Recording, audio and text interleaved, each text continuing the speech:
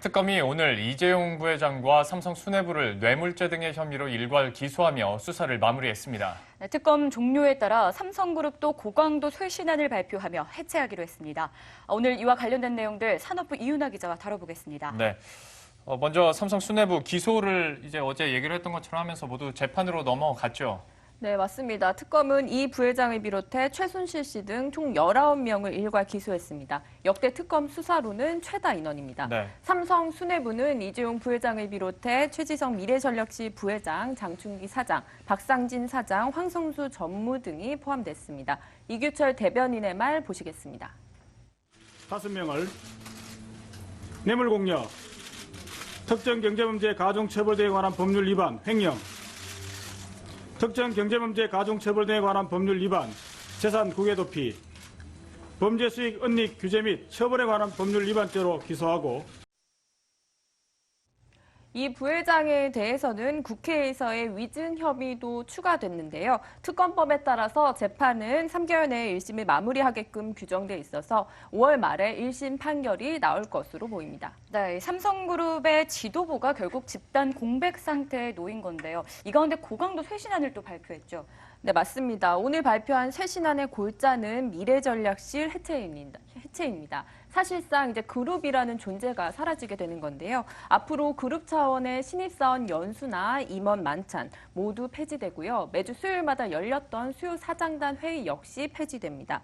미전실이 해체되면서 수장 역할을 해온 최지성 부회장을 비롯해 장충기 사장 등 7개 팀 팀장도 이 부회장의 구속에 대한 책임을 지고 모두 일괄 사임하기로 했습니다. 삼성 관계자의 말 들어보시겠습니다.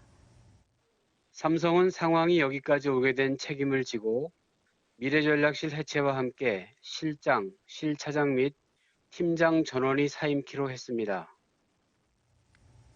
총수 직속 조직인 미전실은 1959년 창업주인 이병철 선대회장 시절 비서실에서 출발했습니다. 계열사가 워낙 방대하다 보니 대관이나 커뮤니케이션, 기획 등의 업무를 이제 미전실에서 총괄해온 건데요. 이름을 조금씩 이제 바뀌어서 60년간 명맥을 이어왔습니다. 네. 1998년에는 구조본으로 이름을 바꿨고요. 2006년에 이른바 엑스파일 사건에 연루되면서 전략기획실로 이름을 바꾸고 조직도 축소했습니다. 2008년에는 삼성 특검을 맞으면서 전략기획실도 해체 운명을 맞았었지만 2010년 전략기획실을 부활시키면서 지금의 미전실로 이름을 바꿔 달았습니다. 현재 미전실은 전략과 기획을 포함한 7개 팀으로 이루어져 있습니다. 예. 앞서서 언급이 됐습니다만은 58년을 그래도 삼성그룹 안에서 유지가 돼 왔던 기관인데 해체가 된다면 이제 삼성 안에서도 어떤 변화를 예상해 볼 수 있을까요? 쉽게 말하면 이제 미정실 총괄 체제에서 이제 각 계열사 중심의 자율 경영 시대에 돌입했다고 해석할 수 있겠습니다. 사장단 인사나 임원 인사 등 각 계열사의 이제 중요한 업무들을 계열사가 자율적으로 판단하고 하게 되는 건데요. 첫 신호탄은 오늘 삼성 SDI가 쐈습니다. 삼성 SDI는 오전에 이사회를 열고 전영현 삼성전자 사장을 삼성 SDI 신임 사장으로 내정하기로 했다고 밝혔습니다. 이런 형식적인 면을 제외하고서도 내용적인 면에서도 앞으로 많은 변화가 예상되는데요. 최지성 부회장과 장충기 사장은 어떤 삼성을 상징하는 미래전략실을 그동안 이끌어온 인물들입니다. 최 부회장은 2012년 미래전략실장에 올라서 6년째 미전실을 이끌어왔고요. 장 사장도 2010년부터 미전실에 합류해서 최 실장과 호흡을 맞추면서 그동안 그룹 안팎의 업무를 챙겨왔습니다. 일각에선 이를 두고 진정한 이제 세대 교체의 시대의 신호탄이라는 해석을 이제 내놓고 있는데요. 이와 함께 삼성그룹은 관공서를 대상으로 한 대관 업무도 폐지하기로 했습니다.